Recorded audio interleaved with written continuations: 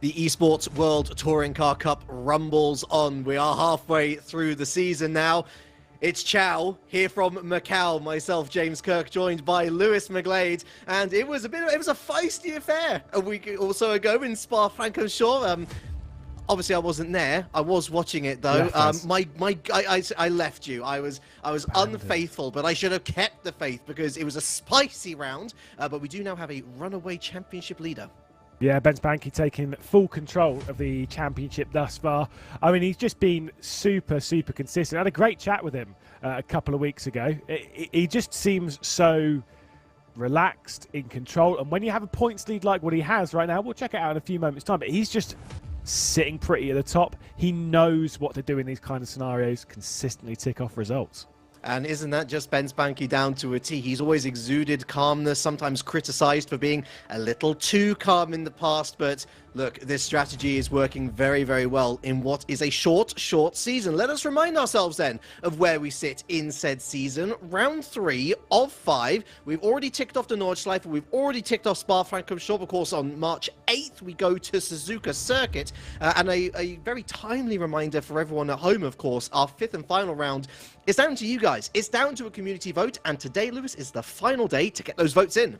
Yep, indeed, you'll be picking between 5 circuits. Of course, you've got things like circuit Zolder is on there. You've got Zandvoort, you've got Ningbo, you've got Sepang, and you have the Slovakia Ring. Between those 5, you let us know exactly which ones you think we should do that season finale at. And hey, maybe we'll be racing there along with the racing pack, all ready to seal a title.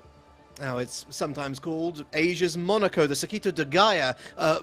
Although we have a calendar, quite frankly, stacked to the brim with long circuits, especially for the vehicles that we're using, Lewis, Macau itself, it's got a nasty habit of catching out even the most experienced of drivers. 6.7 kilometers and plenty of corners to keep your eyes and wits about.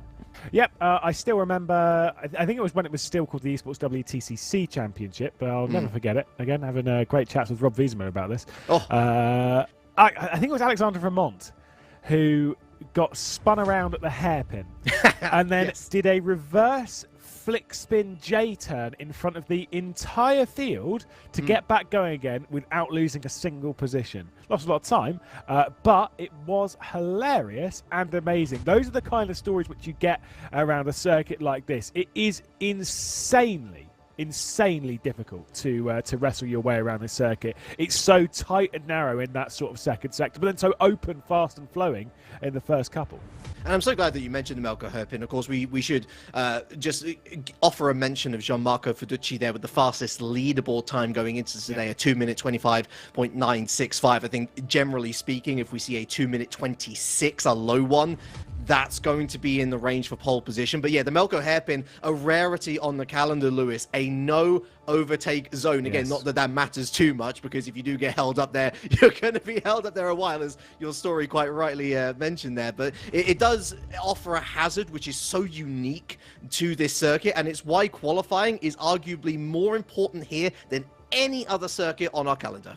Yeah, I mean, it's kind of one of those ones that looks really easy to overtake at, because obviously you've got the run down into Lisboa, you've got the final corner, the penultimate one as well. You've got quite a few good overtaking opportunities through there. But the thing is through that middle sector, you've got so many places where you are just going to get held up. You know, this is the kind of round which breaks championships. I think we should take a look at those championship points, by the way, because we said before about that lead that Ben Spanky's had. That is over 30 points. It's an enormous lead at the moment, but these are the rounds where that can change drastically. Considering that you do, I mean, that's over a championship win, and you're still not going to be reaching Ben Spanky even with a potential non-score. It's a dangerous scenario to be in for any driver behind him at the moment. And really, if there's going to be a redemption story for any of the chasing pack, it's got to start here. Of course, big news in the world of esports. We were looking at Gianmarco Fiducci, Alessandro Ottaviani leading Fordzilla, now with Veloce Esports, long-time stalwarts of the sim racing scene. They're going to be doing everything in their power to give their drivers the best foundation upon which to begin the the sorts of drives required to take down Banky. Of course, Baldy, our reigning online champion, the most successful driver in EWTCR history, sitting there on 50 points there alongside Ottaviani. Pinches, I've got to say, the surprise for me. We could talk about Max Pfeiffer in a little bit as well. I think quite lucky to escape a penalty after some shenanigans from last round. But Adam Pinches, it's worth mentioning, Lewis, didn't even qualify out of the shootout rounds for that guaranteed place in the EWTCR season. He's qualifying every single round, and he's got the performances to back him up as well. Yeah, I mean, honestly, I think Adam Pinches is kind of up there with being like maybe even star of the season. I mean, he's up there in the hunt for the top 3 places in the championship. Realistically, if you're not going to rule Gianmarco Fiducci out of the title hunt, then I don't think you can rule anyone out 2nd through 8th of that title battle, really. Even back to Florian Haas. I know he's 40, he's got half the points of Ben's Banky, but still, you just never really know. Again, we'll talk very quickly as to how the evening works. Obviously, we've got a couple of races and a qualifying where we'll see the 32 drivers that we've got on here. It's quite a tough track at the best of times. With 32 cars, it's a bit much, isn't it? Yeah, it's quite a lot. It's quite a lot. We should mention we do have some qualification bans in the form of, for example, James Montgomery. Jack Keithley would have a qualification ban, but he, along with Dravosakov, another regular, they're not here. And so some big names already dropping out of the running. I'm sure for the likes of Fiducci and Ottaviani, they're going to be quite fancying their chances here. You can see them 1 and 7. Of course, Florian Hasse looking for some good form. David Nage has been a little bit up and down, but he does have the potential to upset the apple cart, so to speak. And I mentioned as well for Juan Manuel Gomez from Team Fordzilla, it seems to be his season and yet not his season, Lewis. He seems to be as strong pace-wise as ever, and I would say his racecraft has improved immensely, just caught out a couple of times. Sadly, not of his own making either, so as long as he can show that mental resolve, maybe he too can find some good results around here. Sounds like a Juan Manuel Gomez season if ever I've seen one. Does have this thing where he qualifies really well and then gets battered around. Sometimes it's part of the internet, sometimes it's part of his own doing. That's just how it is. Obviously, the Argentinian does have some connection issues, etc. here and there. He is racing from the other side of the planet, so you'd kind of have to expect that every now and then. A couple of other names on here, by the way, to keep an eye out for. Of course, some of those ones that you might not have seen too much. Sebastian Ray, 21st, could actually be quite good. Mariusz Zabdir in 28th. Definitely one to kind of look out for, but I mean, it's very hard to look past some of those higher ups in the championship. And really, someone like Gianmarco Fiducci, a day like this, it does seem primed for the Italian to do something special. And I would also like to give a shout out to our 32nd and final qualified driver. And I do apologize if I do get this incorrect. I believe it's Zhan Shunyi from China. If memory serves me correctly, potentially our first ever Chinese entrant into the EWTCR. We have had drivers from Macau itself taking part in the EWTCR, and of course back in the days when we had 2 different divisions to cover as well, but I believe that is a note of history there, as far as my memory serves, at least. The first Chinese driver in EWTCR history. We certainly hope that he, driving for Active Point, makes a good impression, and certainly if he manages to steal a couple of points away, I think that will be job well done.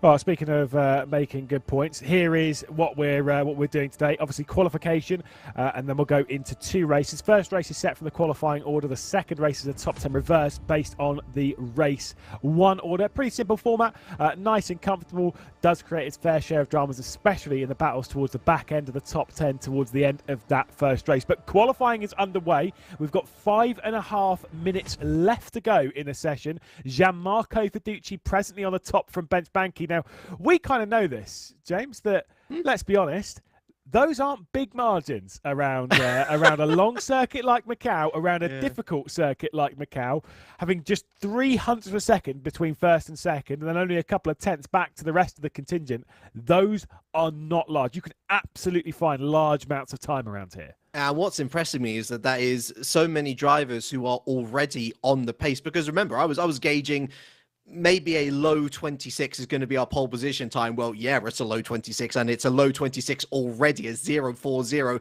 Fiducci threatening to go as fast as his leaderboard time. He doesn't have the days to be able to set that time anymore. This is in a pressure cooker environment, and boy, is he cooking. 4 minutes 30 then, and he's going to be beaten by 2,000 by Petr Pliška. What a lap, a 26.038. Championship leader though, Banky, still lurking there in P3. Yeah, just keeping him company at the top, not letting him get away at all. Like I say, I don't think we'll see any major gaps between some of those higher ups. I think we'll be pretty tight all the way through. I don't see too many people, if any, in this session getting below a 226. If it is I'm pretty sure you just slap it down and be like, boom, that's pole position. Juan Manuel Gomez also gets within a tenth of a second to get up to 4th position in the session. Meanwhile, we're watching David Noj, who's presently just outside of the top 4, where they're all involved in the 10th. So he needs to improve quite a bit. There is the championship leader. He's pretty comfortable, but where does he want to end the championship? That's the vote that is open to all of you now. Oh, the segue, silky smooth. You'd expect nothing less from Lewis McGlade, of course, but what can we expect from Ben Spanky? As things stand, that's 2 purple sectors. That's looking extraordinary. Ben Spanky, 4 provisional pole position, crosses the line and he does get it. Never mind me, a little bit short shifted there on the timing screen, but eventually we do get that confirmation of a 2:26.002, tickling the precipice of the 2:25s. Pliška and Fiducci watching on. They've got to find a little bit more time somewhere, somehow. In the meantime, however, Juan Manuel Gomez putting up a decent effort. 4th place for the Argentinian, and then behind him you've got the Mira contingent, don't you? Naj, Baldi, Barna, and throw another Hungarian in there. Why don't you? Adam Pinchas P8. Yeah, lob him into the mix. Why not? What's he going to do about it? As you can see, Ben Spanky is coming down towards Lisboa now. I can tell you that Gianmarco Fiducci has just started a lap time. The reason why I'm bringing this up, because anyone starting a lap time now, these are their last laps. They will be able to finish this lap, but as always, as soon as that timer hits 0, the qualifying session is done as we fight over those final few scraps for pole position. A couple of others, movers and shakers. The Mackerbergs, 14th and 15th, now spent ahead of Marvin. Mackerberg will ride on board with Ben Spanky as he come into this very tricky section. This double left-hander here can be so tricky into an exceptionally tight right-hander. It's so difficult to get through. Yeah, maternity corner. You really are birthed out the other side. This downward trajectory into Teddy. Yep. Round the left-hander. Got to keep tight to the wall here before we enter the Solitude S's. No time to feel lonely. You got to hit your marks. You got to hit them well. It's getting into the groove. You can see they're a very loose end on this car. Almost scraping the wall off the inside there, heading down to Payol. Yeah, just looking pretty tidy, pretty clean, but is it going to be fast enough to go after the pole time that's been set by him? You know, if he wants to move clear of the rest of the pack, I think he will need to improve just a touch, to be honest, to be safe. I still maintain, I think maybe a 25 is required, but if you can get there, such an insanely difficult corner at Police, and you can see why. No time for Donna Maria, no time for hymns or operas here, but who's going to be singing at the top of the hymn sheet after this one? Martin Barner. Now, where does he sit? P7. It's been a so-so season for him. He got 2 wins in the shootouts, remember, Martin Barner. He's not exactly a slow driver, but it's kind of the story of his season so far. P7, good results, but not good enough. Gianmarco Fiducci, though, still going on his lap in that super sleek and newly adorned Veloce livery with the nice high-visibility jacket yellow there. How is he looking, Lewis, as he looks to try and challenge for pole position again? I don't think this is good. Yeah, I thought it was done with the session. By the way, I don't believe this will be the final Veloce livery. I think this is just like the generic one they've just slapped on there. Does it have a question mark on, though? No, not quite. It's not quite as questionable as this livery that we're looking at here. Which, to be fair, actually, in hindsight, from a distance, looks more like a Veloce livery. It does. That's just white with a bit of black on the side. Final times coming in, and I don't see anyone improving. I think that is the pole for the championship leader. And that could not have gone any better for him, could it? The Esports Audi sitting on top once again. Pliška and Fiducci, an Italian 2-3. Juan Manuel Gomez looking to try and heat up the kitchen with his own fire. They're 1/10 off the pace. I tell you what, that Mira trio, 5th down to 7th, That's nice. That's a smart look, Lewis, because especially when you're looking to enhance one of your drivers, let's say, probabilities of moving up the order, in this case, most certainly all eyes will be on Gogo Baldi. It's nice to have that defensive contingent around you to protect you from not just the walls, but the drivers who are going to try and find a gap between yourself and the wall to make that overtake happen no matter what. Yeah, I mean, we know that run down into Lisboa on the first lap is going to be treacherous, to say the least. It always is, around here. You've got one fast left-hander, one fast right-hander, and then chaos, just pure chaos, as we all narrow ourselves and start the ascent through the tight and twisty streets here in Macau. I'm not necessarily sure what to expect. I don't think anyone's safe, even if you are around your teammates, because the problem, I've said this before, when it comes to especially having more than one teammate. Right, if you've got one teammate, it's not too bad. You've got one sort of like defensive rear gunner, but like say for example with the Mirror Esports guys, and sometimes with Dura Esports when they're kind of around each other, you've got too many drivers around each other that you end up tripping over each other quite a bit. You actually saw that quite a lot with Dura Esports back in the Nürburgring when they were fighting, particularly in the first race between Yarshall, Haase, and Pfeiffer. They were all kind of like tripping over each other, going through the middle. It was very unpretty, and that can really affect the team. And around here, this is one place you do not want to be tripping over your teammates, because that'll be a bit of a fiery debrief.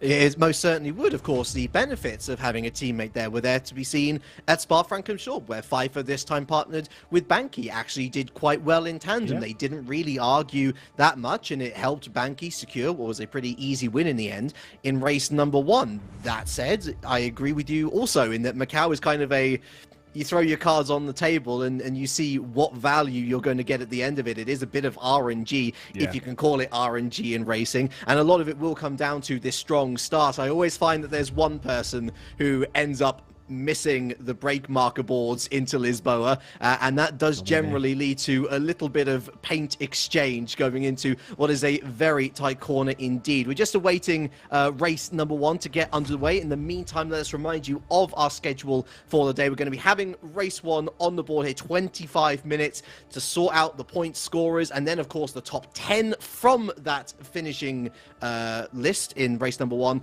That's what's going to be the reverse order for race number 2. But we are here now.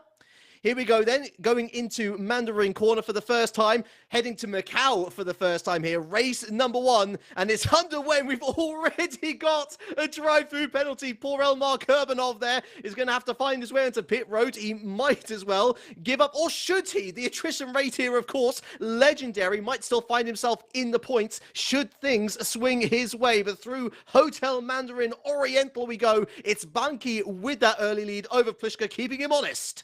Yeah, we've got a bit of side-by-side. There we go. That's a big one. Wow, that was a proper send. He's got the Cat-Chain ballast car. Oh, that's just everyone. Everyone's involved as flipping. Guess who that'll be? That's Gogo Baldi. That might be huge. It's huge in terms of material. It's huge in terms of the points. That might just be Gogo Baldi's championship done and dusted. They're both Mackenberg's caught in the melee as well. James Montgomery, classic Montgomery stuff here. Started at the back of the grid with a qualifying ban, up to 24th already. But who else has managed to benefit? Well, Naj somehow gained a position over Manuel Gomez there. So Naj up into 4th. Haase from 10th up to 6th. The German, we were literally bigging up his chances before we headed into qualifying. Well, this is a great opportunity here, although he falls back behind, not to be honest. There's going to be a lot of cars out there, Lewis, with a lot of damage. Look at that front nose. It's, as my mum would say, a face that only a mother could love. Yeah, and I'm not sure even she'd love that one. That's pretty broken. Like I say, that was not the start to the race that quite a lot of these teams would have enjoyed. I don't think it involved definitely half the field. Let's go with that. It's kind of what you expect. Don't know why the car was sent out there. Obviously, we don't have the ability to jump back into a replay for it. You can go through ad nauseum on the YouTube stream, or you can wait probably about 3.5 years, depends on when I actually end up getting the highlights finished. But it'll be before the next round, and I will go over that with a fine-tooth comb in the highlights, because there is a lot to get through. I just want to clarify one thing, by the way. If you do not have game sound at the moment, we do apologise. It's an issue we've been unable to fix right now, so you'll just have to deal with our very irritating voices not being drowned out by any of these beautiful race cars. Sorry. A general proviso over all of that soon. TM. We hope to get everything sorted out soon. TM. But Banky will rather hit the checkered flag sooner rather than later. He'd rather start to pull away from Pliška sooner rather than later. But it seems like Plišky. Oh, it's Petty Plišky. Pliška and Feducci. I've managed to mix their two games. They managed to at least hang on for this first lap. And I think given their overall race pace that we were seeing from the leaderboard times and from general practice, this is what we are to expect later on. And certainly if you want to make a move around Macau, it's a little bit more open-ended on sooner rather than later. If the opportunity is there, you've got to strike whilst the iron is hot. But we definitely have this top three now starting to pull away. We have David Naj there, P4, the next bottle, bottle in the neck, I should say. Manuel Gomez, Ottaviani, Hassa, Barner, Pinches and Pfeiffer there in close pursuit. We can also count Vermeulen in there as well. Shout out to Farkas, Hudjek and Zabdir. And indeed, Lucas Verla, all our last point scorers as things stand. Enzo Guibert a little bit too far off P15 for my liking. So at this early stage, Lewis, we might very well already have our point scorers locked in. It's just what order will they finish in now? Yeah, like I said, there's going to be plenty of chops and changes in all of these groups, as you would expect. Certainly in the early stages of these races, especially towards the back end of the top 10, although really, there's, at the moment, I would say because of where Bent Farkas is, being a little bit too far off the back of Vermeulen.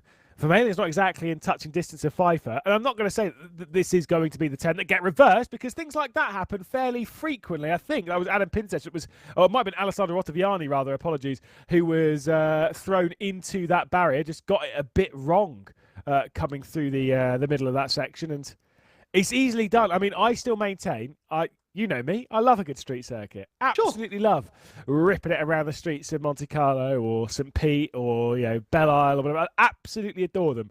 This race, this street circuit is honestly, to me, the hardest street circuit on the entire planet. It is number one when it comes to difficulty. And I love places like Bathurst or whatever. This is a different beast. I've never got the flow around here. It is such a difficult track. And that is certainly saying something when you manage to find the flow around the Nordschleife.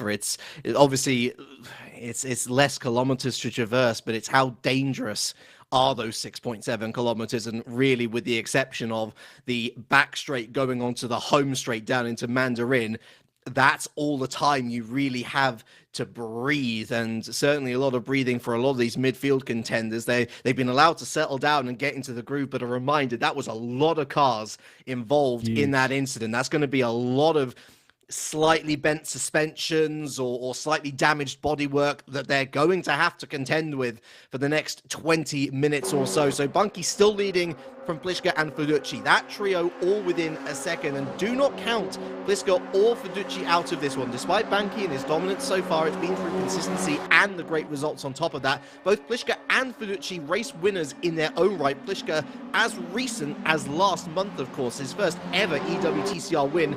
Feducci was touted potentially as one of the last ever EWTCR winners before we had this wonderful revival of the championship. That's how things stand then.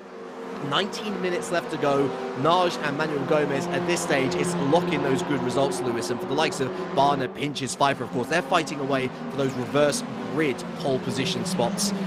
Quite frankly, that's a great place to be for race 2, what we've seen so far. Yeah, I'd want to be I'd be very happy with 8th, 9th, 10th in this race. Be really happy in that kind of region, but who knows, more joining this battle, because as much as I said that potentially Pfeiffer had pulled away from Vermeulen enough, the answer to that question is kind of not really. You can see Vermeulen just hanging off the rear end of the virtual drivers by TX3 green and black Cupra. To give you the retirements, by the way, for the race, I'm 99% sure that Sven and Marvin Mackelberg are both out of the race, as well as Elmar Kurbanov, and then Luciano Wittfurt and Gergo Baldley. Mostly disappointed that Luciano Wittfurt's out of the race, because it was the lone Elantra that we have in today's action, which is a big shame. I do like myself a bit of the Hyundai Elantra, but each their own, as we ride on board the final couple of sectors before we get to that hairpin.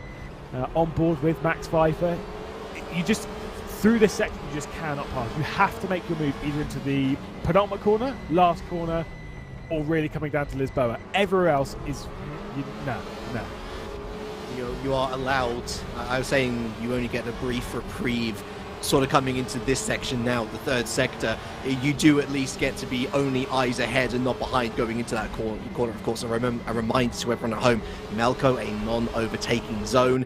Should be pretty obvious why, but sometimes it does need a little bit of explaining. And Yuval Rosen there, well, I mean, he's explained plenty about himself in his brief tenure here in the EWTCR. He is a driver that is on his day can absolutely fight for those top 5 positions, maybe even a podium or a race win, but sadly that consistency that he was lacking in the Cupra Cup, it's sneaked into his EWTCR performances here as well.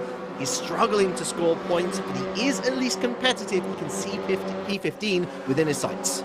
Yeah, I think he did the same thing in the RaceRoom Ranks Championship, at least in Season 2, as you can see emerging from the pit lane. I think that would be Marvin Mackenberg.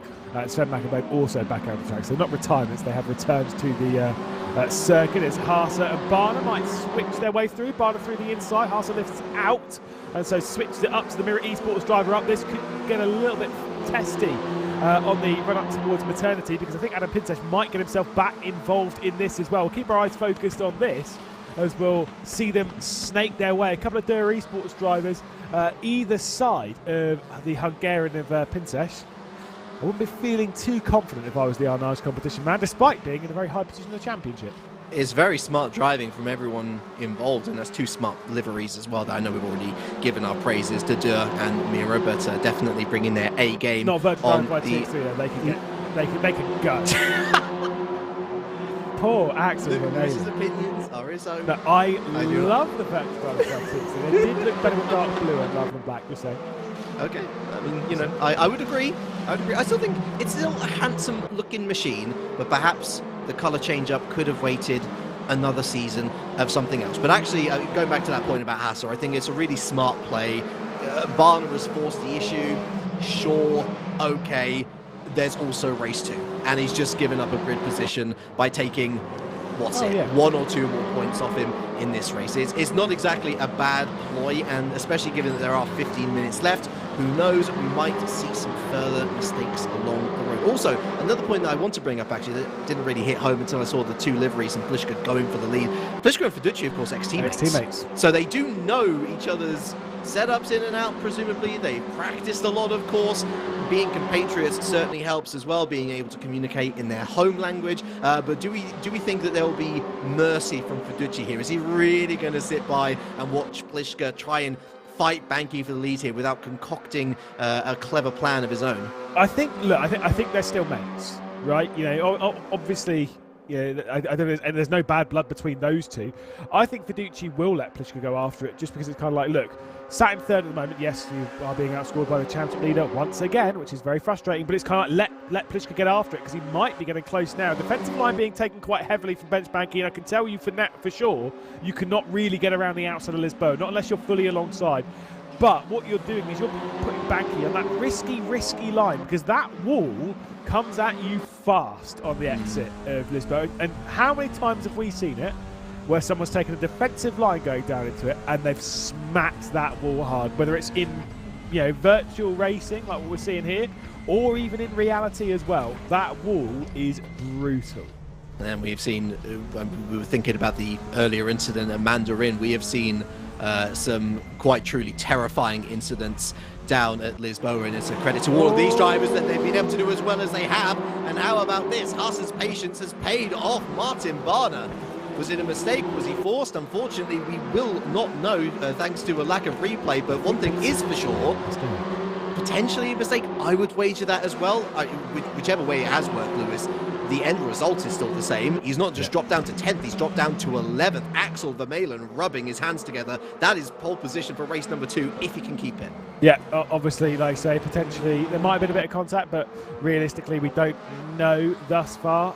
I mean, like I say, Florian Haase was just waiting. I still maintain Florian Haase is, when it comes to racecraft, is potentially up there with being maybe the smartest driver, if not certainly in the top few smartest race drivers on the grid.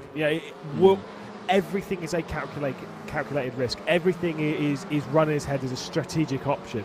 He is a very, very smart race driver. That's why you see him make a lot of wiser calls. Oh no, was that? Who was that? I was going Hujek. to say it was Hujek. I thought it might have been for Malin. Oh, Just you're wait gonna say there, that? mate. Oh dear, and he's called failed. it. Oh, what a shame. And that is exactly what we mean by your luck around this track can flip in an instant. Just got on the power a little too early, a little too aggressively, flicks the car, irretrievable. What a shame. It's not even that. He hit the wall. He hit the, like, he turned in too early and hit the wall. Unfortunately, not with the front of the car, with the rear of the car, which just flicked it round. It was, brutal there. Right, here we go. Hold your breath. Hold your breath indeed. That was close. Ooh, that was very close. They are full send, full commit. But is the stamp going to be licked? Is it entering the letterbox? Well, it's sort of teetering on the edge of the letterbox, isn't it? Petr Pliška buying time for himself, analysing his options. Smart play from a young driver with less experience than Banky, let's not forget, certainly in this championship. I'm liking what I'm seeing, but time is a fickle beast around Macau. It's a fickle beast in the EWTCR. Let's not try and kid ourselves here. Pliška, if he wants to get the move done, Lewis, he's got to do it. He can't just wait until the final 4 minutes or whatever, and then have Banky defend it once. Yeah. Like I say, Banky is not going to be an easy driver to pass like this, because I'll say it, and I say this because, and I've been saying it for ages, the commentator's curse doesn't exist. It's just bad driving, bad luck. I don't believe it. I don't believe it. If I say Bence Banky is not the kind of driver to miss that braking zone, if he then misses the braking zone, that's not my fault. It is. And I stand by that. Sorry. But I will say it. Bence Banky, if I was driving behind him, all that would be going through my head is Bence Banky is not, especially not when he's a championship lead like this, he is not the driver that will miss Lisboa, right? He is not that kind of driver. He is, again, he'll be at the point where he knows exactly where he needs to brake. He might brake a little earlier than that by like a couple of meters, and that's it.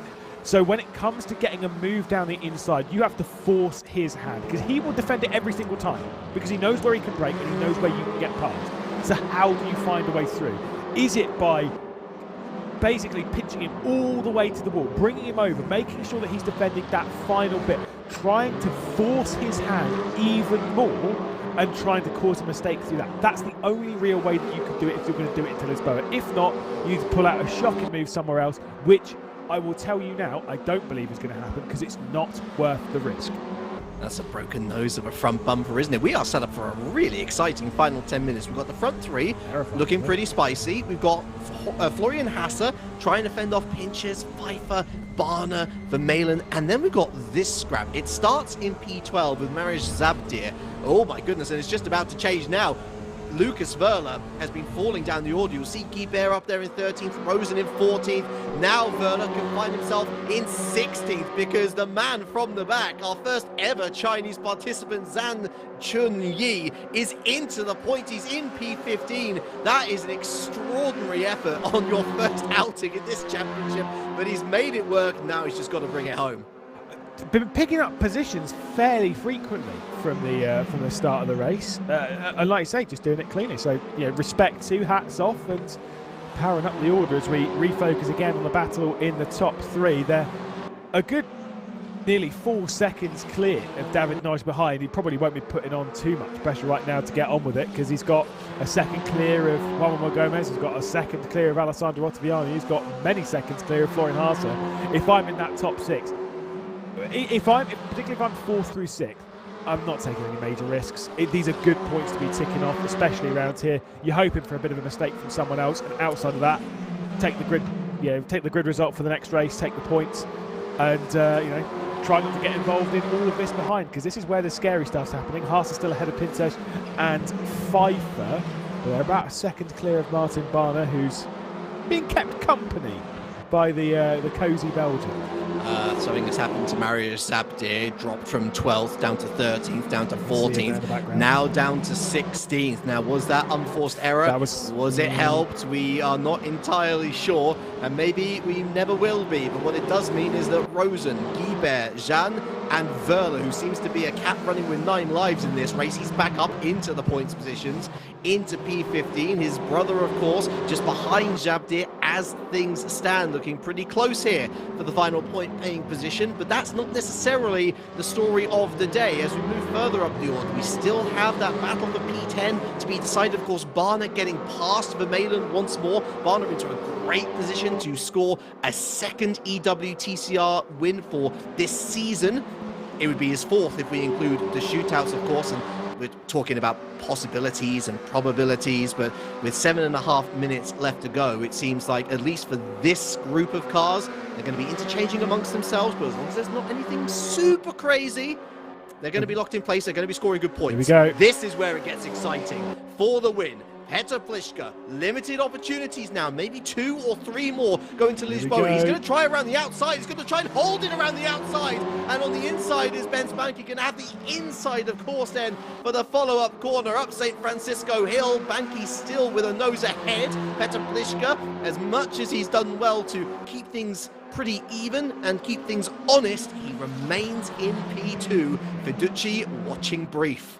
Yeah, but that was a first proper warning shot sent from Pliška over to Ben Spanky. I think on the lap times they're doing, I think we've still got 4 more laps. I think we've still got 3 attempts down into Lisboa for Pliška to do something about it. So there's plenty of opportunities on the table, and that's not even including all this. What was really important there was that Pliška really slowed Ben Spanky up towards, going up the hill towards Maternity. He slowed him down there. That could really play the main factor as to whether this overtake, rather than going for a massive send.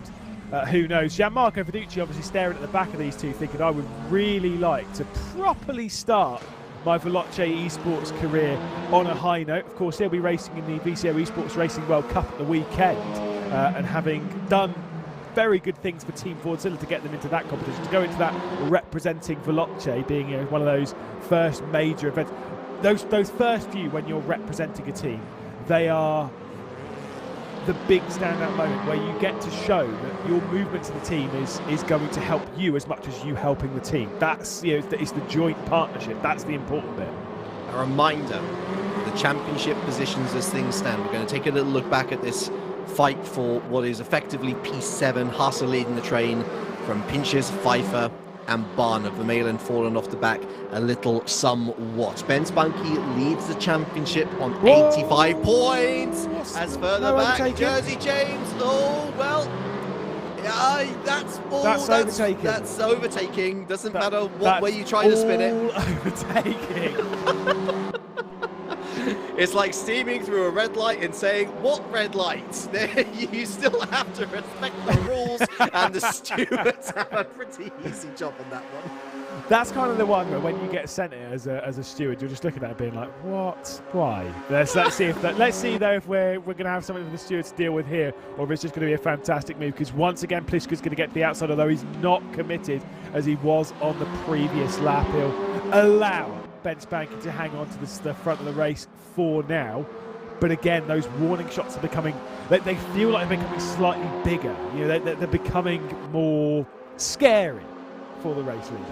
Yeah, this was the reloading of the weaponry. I imagine he's going to have a little more of a committed go next time around. Let's get back to those championship provisional standings going into this one. So Ben Spanky on 85.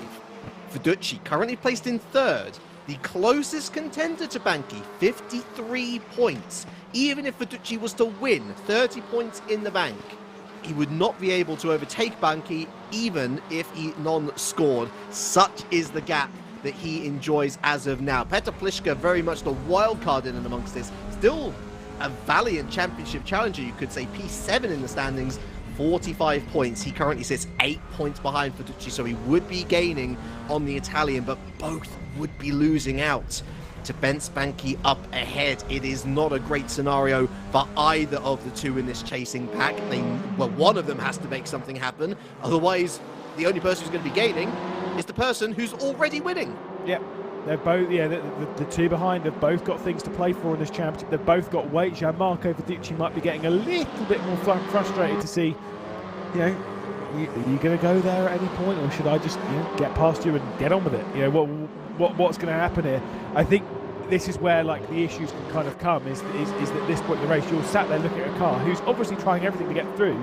You're getting more and more frustrated. And you think, no, actually, I'm just gonna go for it, and that's where the mistake really happens. You all get cleaned off the road. So hopefully not. They're heading on to the penultimate lap of the race. There is enough time in this race that we will get an extra a lap out, potentially a lap more than some might have thought. Fuel has been a problem around here before for some teams and drivers. I do remember this happening both in the Cooper Sim Racing Series and I believe in the Esports WTCR Championship before, where people have come across the line here and gone, oh, damn, the leader's already... I don't have enough fuel for this.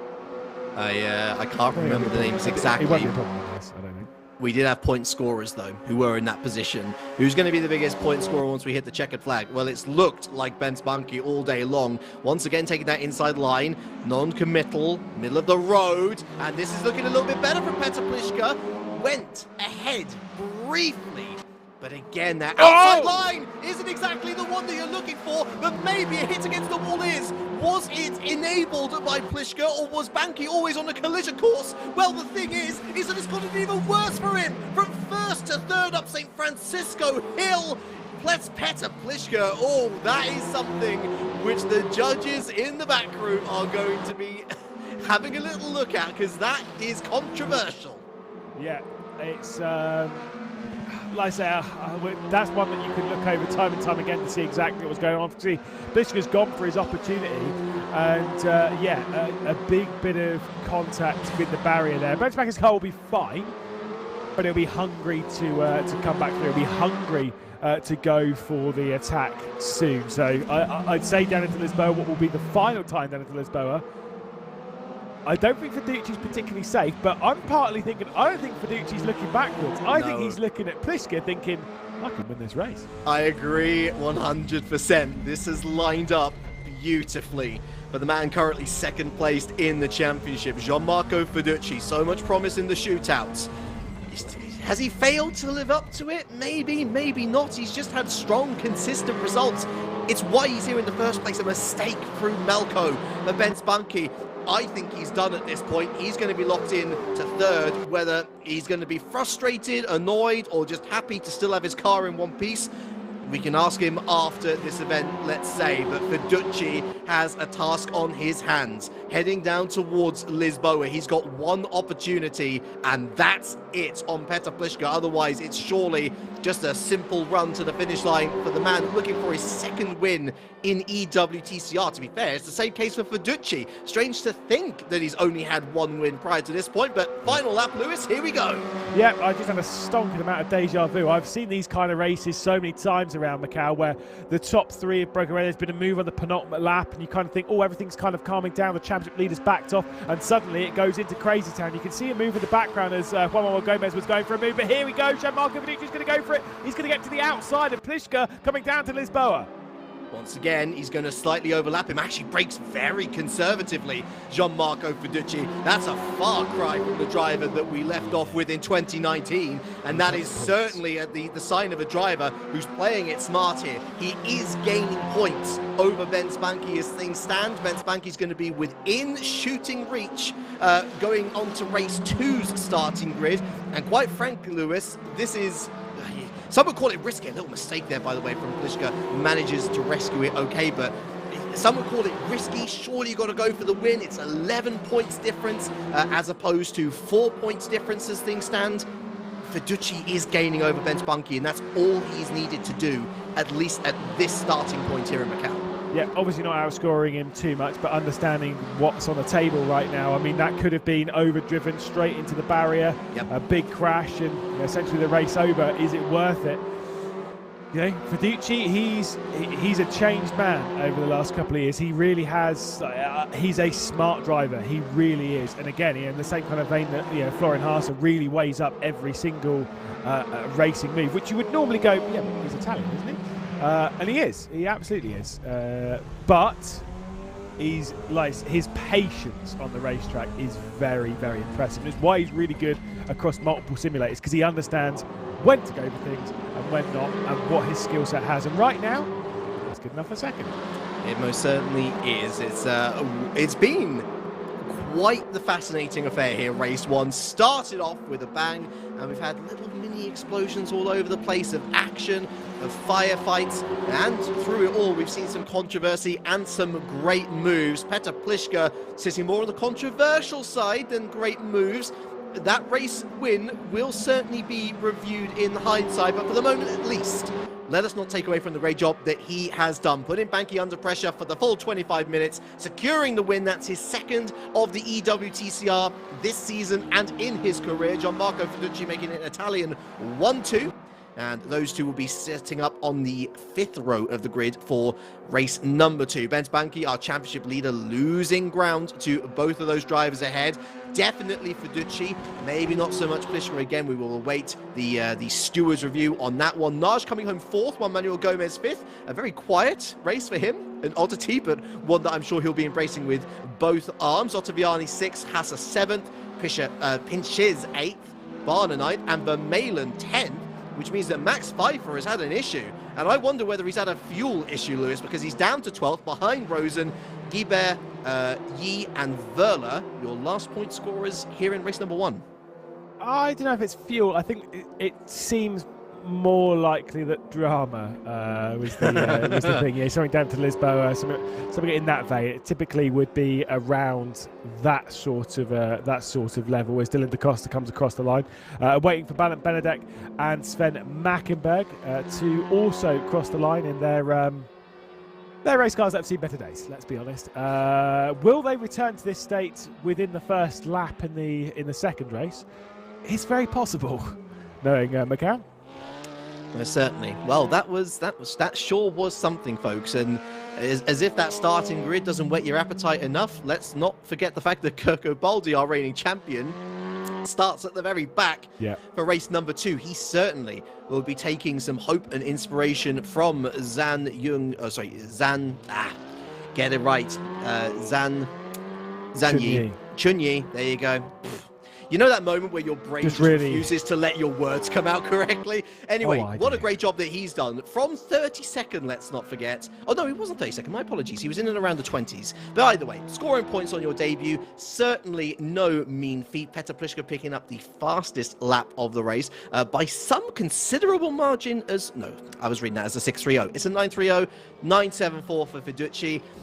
Exciting times ahead then. Axel Vermeulen on pole position for race number 2. Yuval Rosen going to be feeling a little bit salty that the TX3 pair were separated by so much of a distance. He wasn't able to really compete for that P10. But I'm looking forward to Martin Barner personally, Lewis, because if there is anyone who is a race 2 specialist amongst this field, it would be Martin Barner. He's already picked up plenty of wins and podiums from this position before. Yeah, I mean, obviously starting for a reverse grid is very, very helpful. Yeah, you're kind of in and around drivers that, especially if you're in that kind of spot, you might be thinking, this is mine to lose because maybe I'm above some of these drivers. Maybe I feel like I should be towards the front in a normal grid. But right now, like you say, starting from those kinds of positions, it's most important to survive that first lap, right? That's the important bit, but regardless of where you are. We saw it obviously go sideways and backwards and upside down and up straight and then upside down again and then for quite a few of that grid there. Survive the first lap. If you do that, then you're on for a good result, I promise you. So race 2 upcoming. A reminder, by the way, that we do have a slightly different points situation for race number 2. There were 30 available for the win in race number 1, only 20 on offer in race number 2. Same amount of point opportunities. It still does go down to 15th position, but obviously, no, my apologies, not 20, 25 points, I should say. So, but there's, obviously less points on the board as opposed to race number 1. And that will certainly be something that the championship leaders will be keeping an eye on, of course. If you're Fiducci there, you've sat and decided to accept what your hand was dealt. P2, not going to push the boat out any further. You've got Banky immediately ahead of you. And one must wonder, Lewis, if it is the start of this race where, as much as you're saying, survive the first lap, excellent advice to any driver, is this actually the moment where Fiducci tries to risk it a little bit? Because if he is going to be overtaking anybody, it would be his nearest immediate challenger. Yeah. If things go wrong, then, again, depending on where he is on the track, it's either a 50-50 or if he's on the inside, things could be looking worse for Banky. Either way, we'll continue that conversation in a little bit. Yes, we will. 25 minutes on the clock. Another drive-through penalty. Dylan DaCosta, sadly, is heading to pit road immediately. But it's a strong start here from Axel Vermeulen. They're in that TX3 car leading off from Martin Barner. Whoa! Into the stratosphere. Who even was that? I think that might have been Leandro Vela. Oh, my God. I've no words, James. No words. That car was sent. Well, we'll see has he even come down yet? Did he like hit did he hit space? Oh, it is another mistake here. Martin Barner in the meantime saying, "Where's Axel Vermeulen? Wait, where is Axel Vermeulen? He's down to 6th. What on earth is this start?" Well, I mean, Florian Haas gaining a bit. Alessandro Ottaviani also. Gianmarco Verducci still remains behind, but maybe potentially ahead. You can see him in the background. That's Gianmarco Verducci into the barrier. He's going to lose back out once again to bench Banky, who's going to come through. Potentially Pliska and Vermeulen's in the barrier. This is madness on the streets of Macau. It's not just one incident. It's a succession of mistakes and marrings and absurdity as Banky now loses out. No, he doesn't. Maybe yes to David Nash, who's sticking his nose into the championship picture. Somehow Banky and Verducci still within eyesight of each other. Martin Barner running away laughing. Juan Manuel Gomez was 5th, folks. He's up to 2nd. Life's great for him. Pinches 3rd. Hassa 4th. Ottaviani 5th. Our pole sitter Vermeulen down to 6th. Disastrous for him. Nowhere near as bad as Lucas Verler, of course, who flew up like a rocket into space. Legends say that he still hasn't come back down from there. But my goodness, what a start to this race into the Melco hairpin for the first time. And you can see there the dent. Look at that indentation on Barner's front bumper. That car has not come away unscathed. No, I'm pretty sure the Arnage competition space program's actually gone very successfully. To be perfectly honest, we'll have to. Honestly, I don't know. All I know is that there was a car there, and then suddenly it was a rocket ship, and not in a good way. As you can see, like you say, we'll see Barner through. The damage on the front end won't be too bad, but he is coming under a lot of pressure from Juan Manuel Gomez. All the gaps though have been thrown into some a lot larger than they should be, especially those towards the front. Vermeulen having a lot of problems on that, whether it was pressure or whatever, nerves, something like that. But a lot of issues on that start, and he might well lose out another position too. Yep, guess who? Of course it is. Benz Banky. Everyone's talking about Gianmarco Verducci potentially gaining a lot of points in this race. Benz Banky says, I quite like my championship lead being quite large, so see you, lads.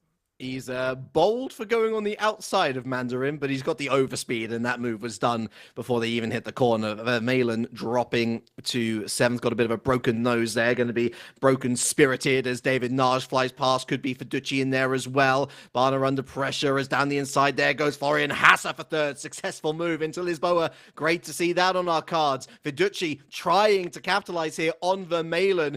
He obviously realizes that there's been a lot of time lost here. He has got that move done. Verducci up into 8th. Vermeulen down to 9th from pole position. The rest of our scorers as things stand, Pliska unmoving from 10th.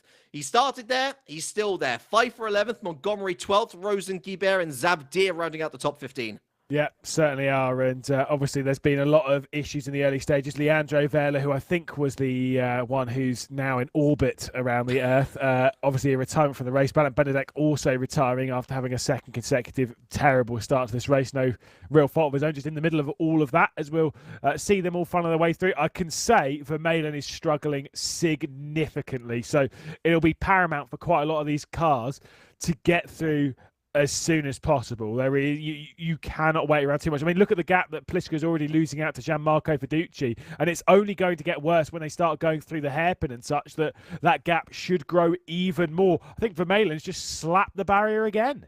You know, we were so obsessed with the ground control to Major Tom moment for Verler that I think that we've missed a trick here. There's front bumper damage on Barner's car.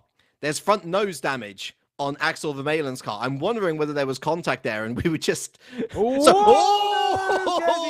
James and everyone else. Here we go. Oh, it's the worst case scenario. Dear. That poor old TX3 is getting beaten up in and around that jersey, James. He's actually come away looking the handsomer driver because he's just created a gap back to P13. He's super safe in 12th now. Yeah, the very tactical move there, which is now being sent from Zabdir as well. So keep an eye on Mariusz Zabdir. He's a good driver. In quite. We typically see him in GT3 racing when it comes to the RaceRoom Rank Championship, but he can handle it in a touring car, as you see there. Unfortunately, everyone else has gone because of Jersey James's tactical mistake there, and now has to only focus backwards. Man, I love Macau. It's not a great look for the drivers, but I do love Macau. It's chaos, it's carnage, it's everything that the EWTCR brings, usually with less egregious mistakes, but what's Macau without a little bit of an exaggeration? And that's a launch down the inside there. It's Adam Pinches, it's Ben Spunky. Pinches on top as things stand, P5, and Banky set to remain in... Oh, sorry, no, I'm looking at the wrong cars. It was Ottaviani, my apologies. Again. Because everyone who uses a Cupra, it must be a white one with question marks on the side. Yes. There's no other options, apparently. Yeah, my apologies. Doing a crofty, looking at the helmet, and it's like, nope, it's still this driver, never mind me. Ottaviani up into 4. Mad shade around. Goodness, James. Lovely guy, met him in person. Oh no! Yeah, now you're sucking up to it. Now that that's fine. That's fine. I've seen this in other people actually. I've seen this in other people recently. You're going to slide into his DMs and start apologising. Yeah. Nice. That was terrible. That was a big slap of the barrier though from Pliska, I think, as we'll look at Gianmarco Verducci trying to get past David Noj all over the rear end with a couple of pushes. Oh, that could be out wide from Verducci as we look backwards from the Hungarian, who's just like I say, throwing a little bit of pressure towards Gianmarco Verducci, being like, yeah, you're not going to get past easily, and I know your championship rivals ahead of me, and I don't care. With the best will in the world, David Naj is one of the least interesting drivers in this conversation. And Gianmarco... the shade! Gianmarco Verducci knows it as well. David Naj, super lovely guy, a great driver, but is he in the championship fight? No. Is he in a fight for the podium? Based on the race pace that we've seen here today, also no. Verducci is being held up. He knows it. He's got to find a way past, but much to Naj's credit, he's doing everything correctly, defending at the right posts, ensuring that he's making Verducci work for this, and the worst news is yet to come for Verducci. Here's Petr Pliska finally alleviated himself of 10th position. He's into 9th, and look how quickly he's traveled onto the back of Verducci. We were talking about Verducci only looking forward and not backwards. He's definitely going to be looking backwards now. Is there anyone else you want to offend on this grid? Sure. Florian Haase, how good can he be? He couldn't get past me. Yeah. He had half an hour to do that. Still didn't. Gianmarco Verducci is fine. I think because Pliska kind of was let off by one from Gianmarco Verducci in the previous race, I think there will be the same kind of thing returned because Verducci's going for it now. He's got to the inside coming into Lisboa. He's going to send it down there. He's going to be in a little bit potentially deep. He's going to push Martin out of the wall. And Pliska's been sent over. Oh, that was very predictable. Pliska, the innocent victim there. Naj didn't want to give up. You could see the car squirming under braking. That car did not want to stop. Naj was committed to defending that position. Maybe should have just let it be. Verducci was 120% in on that. He was never going to pull out of the deal. Verducci up to 7th. That's good news for him in the short term, at least. Ben Spunky now a 2nd up the road, but crucially only 1 place ahead. Damage limitation. Martin Barner also in a bit of lap damage limitation. Of course, not as much damage on his car as with other machines, but Juan Manuel Gomez has got a spick and span looking Audi. That Fordzilla is looking for victory. My memory shady at this point. The last time that we saw Juan Manuel Gomez was back in the EWTCC. You couldn't vote for the final track in that season. You can now. Today's the last time to vote. So get your phones up, scan that QR code, and get your vote in. You decide where we go for the final round of the EWTCR 2023. And as far as I see it, Lewis, Juan Manuel Gomez is the person who's going to decide who wins this race, because Barner, he's met his glass ceiling. This is his pace. This is what he can achieve. Juan Manuel Gomez has to make the overtake.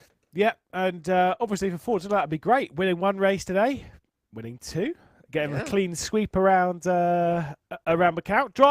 Single drivers have done it before, but I'm pretty sure Kirill Antonov did it in the Cupra Sim Racing Series, cleaned both races off as victories. But those were two different qualifying sessions. So, very different than going for a top 10 reverse.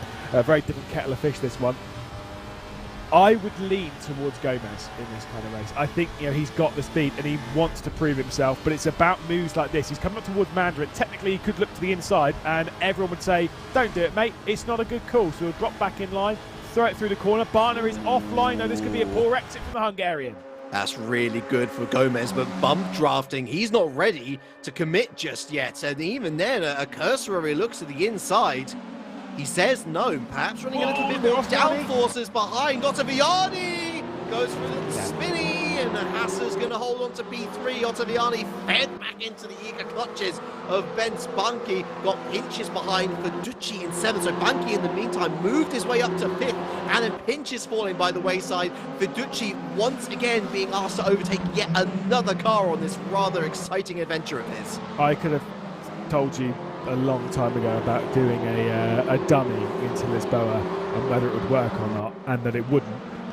It can work, but really not really. Not certainly from where Ottaviani was, not on Florian Hasser. And so watching that, I was like, this ain't gonna work, Chief. And he's lucky, to be perfectly honest, that he's still in 4th after doing a move. It's a little bit silly from the Italian, but he's under a lot of pressure now from Benz Banki. And his still teammate, obviously being Gianmarco Fiducci, they've both moved over to Veloce Esports together. We could do his teammate a good solid here when it comes to the title fight by really, really slowing Benz Banki down. There you go, I can't speak English either. No, it's okay. Listen, together somehow we will come together with a language that's not quite what either of us want. But to be fair, we can say the same for a lot of these drivers, and a lot of what's happened today hasn't been exactly what they wanted. Benz Banki thought he was going to secure and lock in a 3rd race win of the season. Didn't happen. We thought that we were going to see Gergo Baldi have another strong set of results. As it stands, non-score across both races, out of the championship surely. Enzo Guibert has done pretty well to score in race number 1. He currently sits in the final point scoring position of race number 2. Behind him, Yuval Rosen, who just 5 minutes ago was T-boned across the junction of the Melco hairpin. He is still in the points conversation quite extraordinarily. P16, the Israeli, and he's got a good second or so ahead of Vinieri there, the Italian, in P17. Yeah, a couple of fights that we'll definitely see towards the end of this race, I have absolutely no doubt, including Marvin Mackenberg over the rear end of Xianchen Yi, trying to look down the inside into the final corner. Will probably try and eye something up towards Lisboa, but I think Xianchen Yi is going to be a little bit slow off of that final corner. Back up towards the front though, where once again Juan Manuel Gomez is trying to find his way through, but not really desperately. Meanwhile, back Alessandro Ottaviani. That was scary. I don't know how he caught up a second that quickly. Doesn't say no. It was over a second. Yeah, it was over a second. Yeah, I think he's just driving a little more on the edge than Hasser. I think that Hasser is. Yeah, that's a really good word. I think Hasser is on the opposite side of the scale. He's driving very conservatively. He's just keeping it on the straight and narrow. Don't trouble the walls. You're going to be absolutely fine. Where you end up is where you're going to end up, and that's very much been the Florian Hasser way. Found a lot of success back in the ADAC Esports Championship. Ended up getting a number of race wins in that particular discipline. He's always been a podium threat wherever he goes on RaceRoom. And he is a podium threat here once again. He's still in 3rd. As long as Ottaviani remains behind, that will remain the case. Water is wet, etc., etc. 11 minutes left on the clock then, and Martin Barner still leads. Important context here for Juan Manuel Gomez, Lewis, the longest running EWTCR/EWTCC driver without a win. We've talked so often of his struggles with consistency. Well, he's found a bit more consistency, at least in his racecraft and pace in recent months. It's great to see him here in the EWTCR, back for another go. To pick up a race win after so long waiting would be elation. Yeah, I mean, there is that kind of thing of when you don't win for such a long period of time, it starts seeping into your brain and being like, maybe I'll just never win a race. Even though Gomez is almost always in and around the top 10, which you would say if you're in and around the top 10, you can win a race. Absolutely at this level, because the margins are so close. But it starts really getting in there, and it's very hard, a very hard thing to overcome. But it is kind of like that. It sounds cliche, and it kind of is, but it's true. One race win can completely change your fortune for a season like this. With a couple of rounds to go, taking a race win here, it can completely unlock this new level of mentality. It would be a very important win for Gomez, much more important than it would be for Barna. And that sounds like it's a race win. It's equally important. No, it's more about what it could do for their season. Gomez once again very close. Alessandro Ottaviani also very close in the background, going one way, back the other, then back the other, then back the other, and thinking, come on, surely I can get past the German. He sends it in deep. Whoa, he just missed it. I thought that was straight in the barrier. He's rolling the dice a little too many times for my liking. If you're going to commit to this move, you have to force the inside line. Hasser's not allowing it. Hasser having absolutely none of it, and rightfully so. He's driving safe, he's driving within his limits, and he's driving to a third place finish as things stand. Fiducci driving to a 7th place finish as things stand. Still unable to make his way past Adam Pinches. I feel like overtaking Bunky a little too out of his reach at this stage, but again, just getting within 1 place of Banky is better than nothing. It would be an overall point gain going out of Macau, even if it's minimal. Yeah, and the thing is, it's too minimal. If Gianmarco Fiducci, Plesco, whatever, if they want to win the title, they've got to be outscoring every single race, or are they consolidating and accepting their position as running up?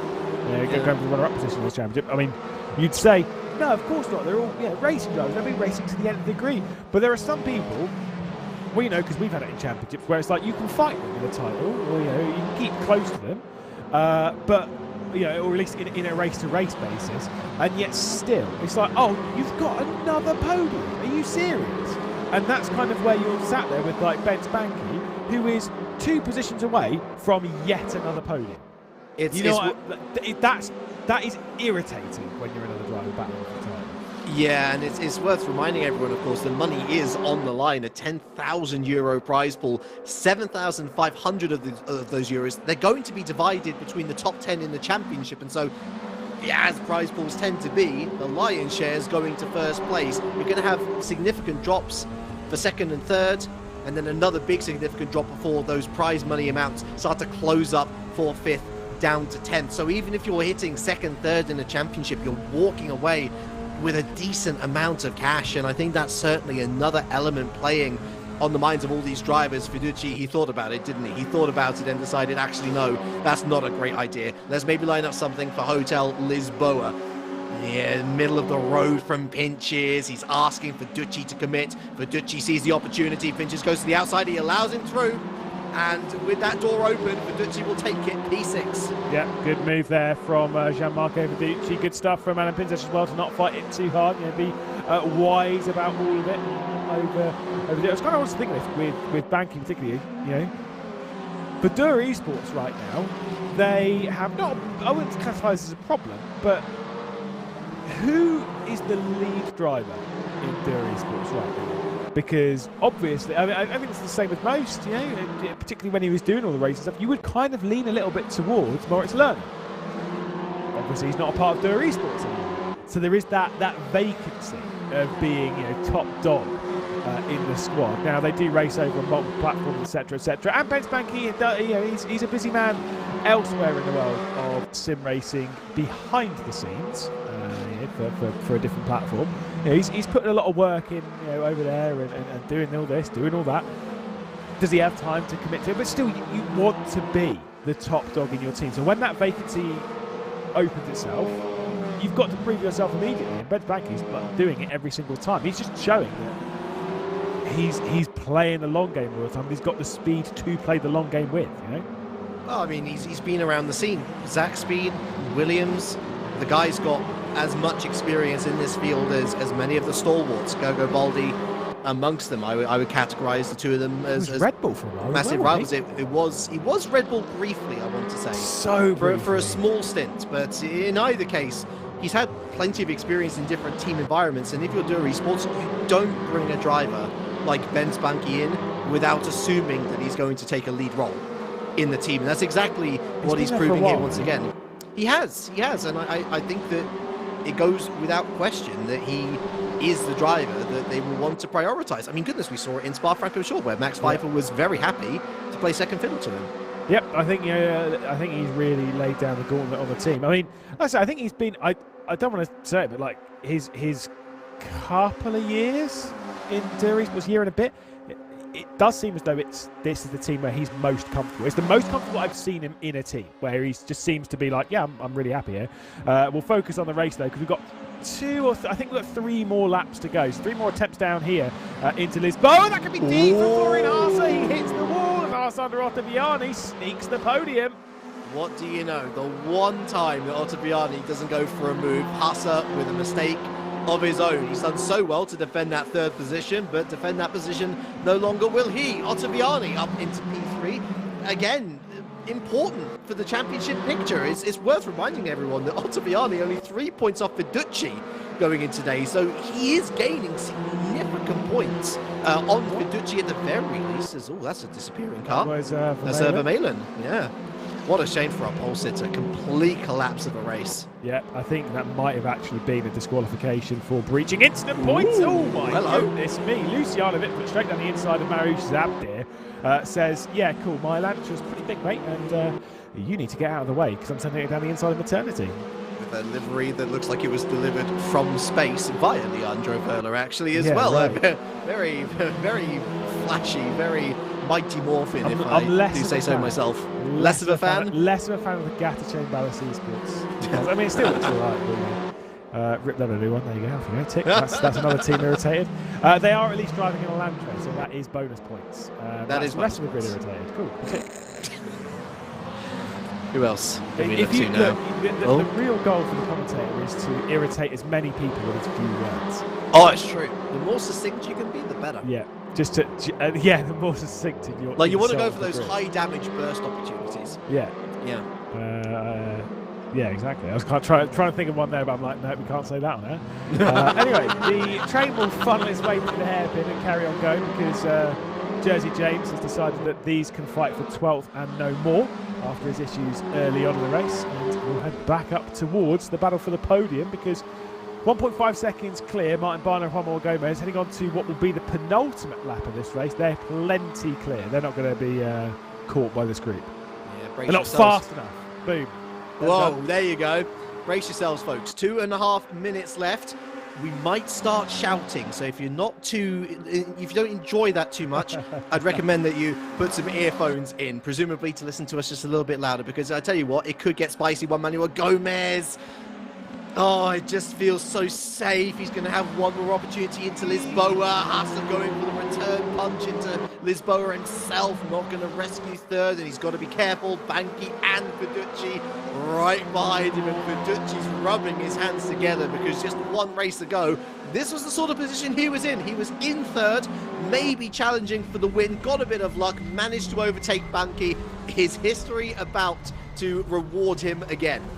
Fiducci's going to really, really try and force Banchi here because there's 2 cars ahead. He can really try and force Banchi into a mistake here, whether it is down to Lisboa or somewhere in the SS section. He can look basically wherever he wants, just to more fill the mirror, to try and distract, to try and get Banchi offline, or critically making a mistake and taking out a couple of the cars ahead, again gaining some extra points for Fiducci, but yeah, he's still going to be racing on the limit. Saw it there, he nearly clipped the barrier just a touch, although to be fair, the fastest line always around a street circuit is about 0.5 millimetre away from every single barrier, and you can see they are well versed with taking it up towards that and potentially even a little bit further than Donna Maria and Donna Maria 2 before the run into the Melco hairpin. Martin Barner leads by 0.3, and it feels like that gap has not changed for the 24.5 minutes that will have elapsed by the time that we hit the final lap. Martin Barner with a race win already to his name this season.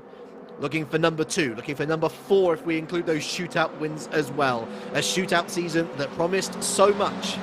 The campaign itself has fallen a little flat, but there is certainly time for a fanciful flourish of a finish. Martin Barner rounding the final corner It's aptly named R.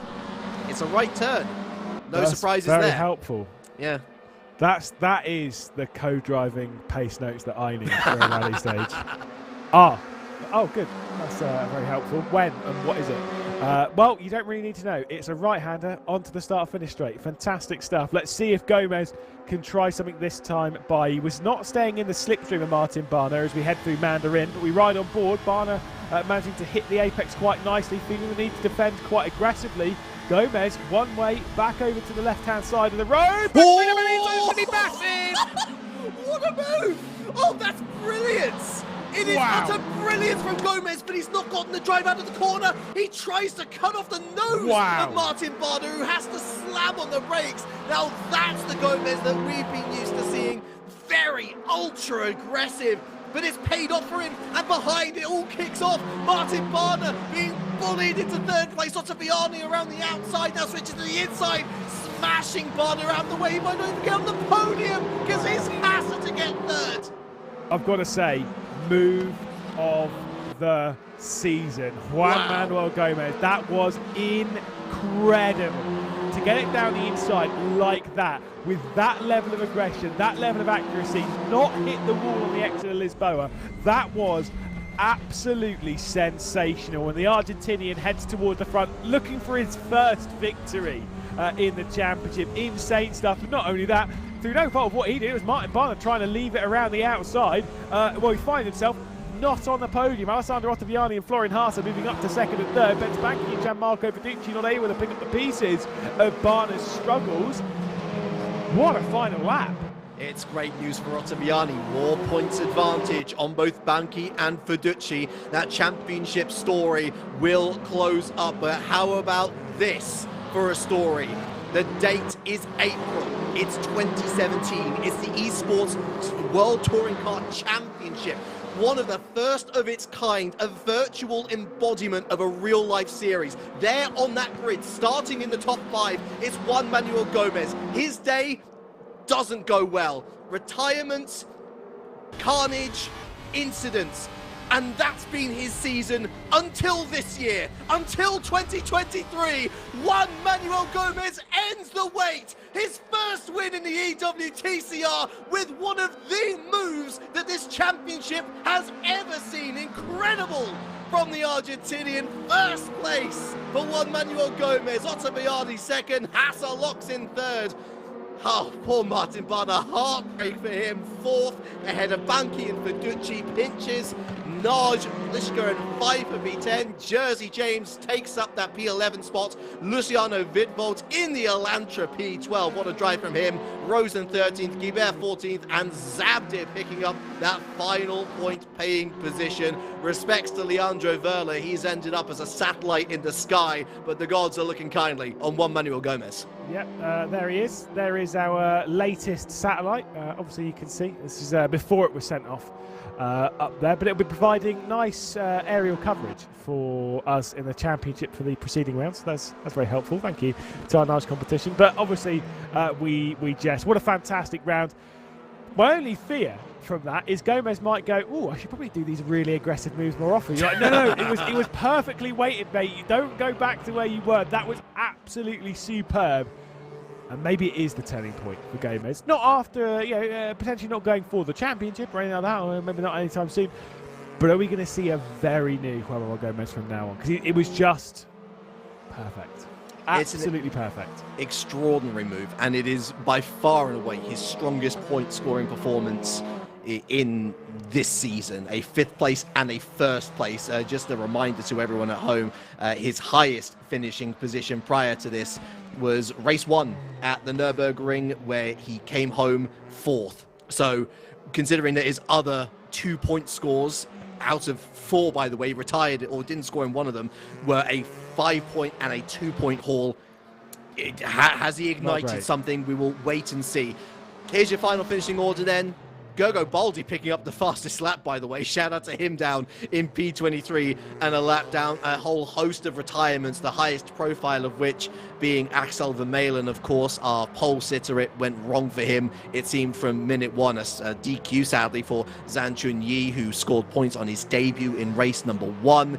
Obviously, there's a lot to delve into after this, Lewis, not just in terms of, wow, what a round for the audience and for us, but also from a steward's perspective, where we saw everything possible under the sun, including multiple illegal overtakes at the Melco hairpin. So obviously there may well be some penalties on the way. We'll have to wait and see, of course, as we now look forward to Suzuka Circuit and Japan for round number 4.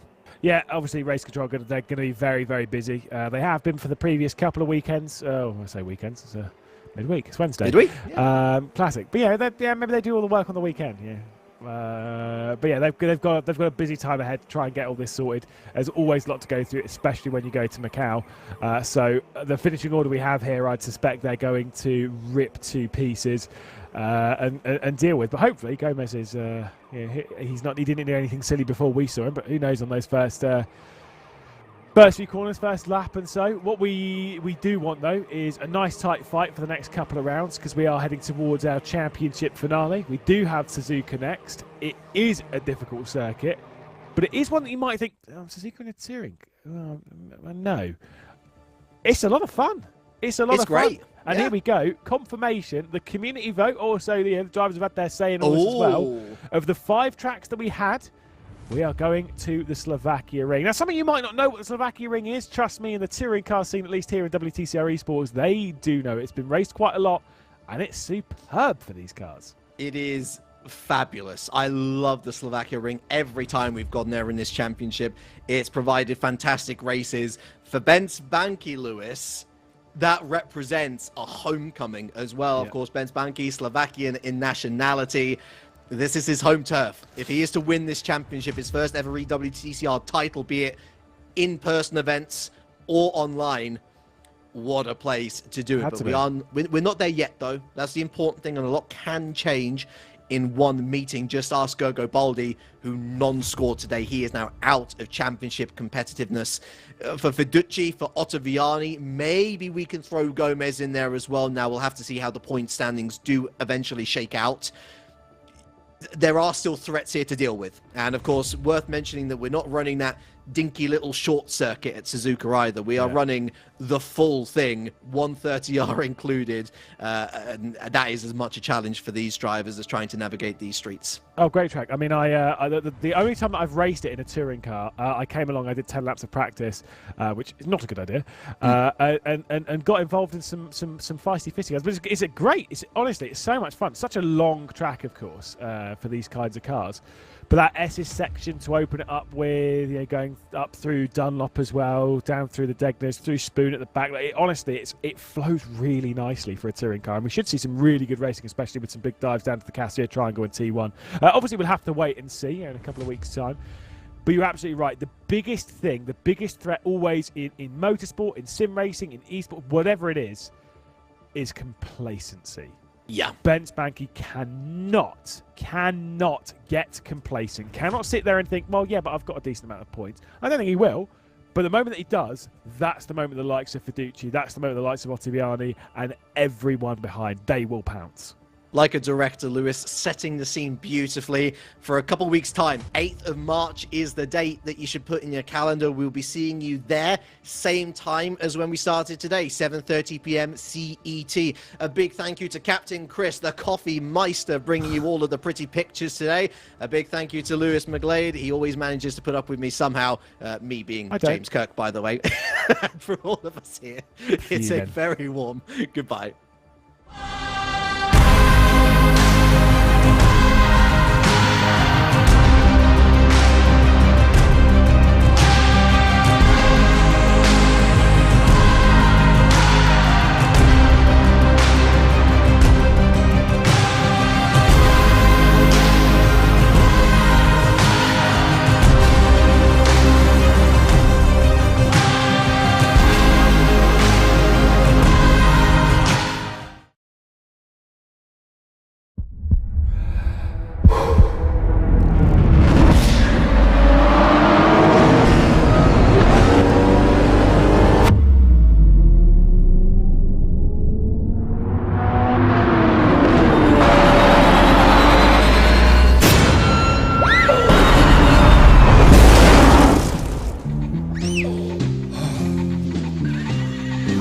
Oh.